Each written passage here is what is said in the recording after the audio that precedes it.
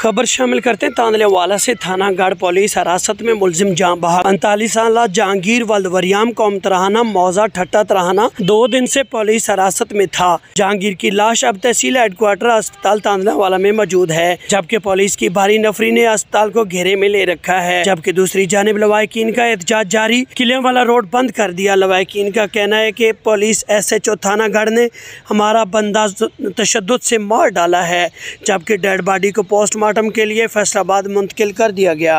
की ना है जो जी जहांगीर वाल्द वरियाम को की मसला है 2 दिन पहले हो गए, रात 12 बजे चुके आके SHO आप खुद आया, रात 2 बजे घरों चौक के लाए गए जनाब।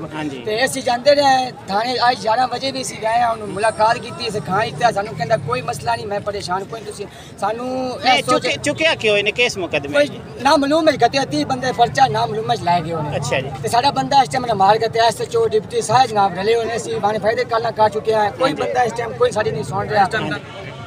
ये ना नंबर के लिए बात किया कि ना नंबर लगे भी है ये उधर का रूम में बना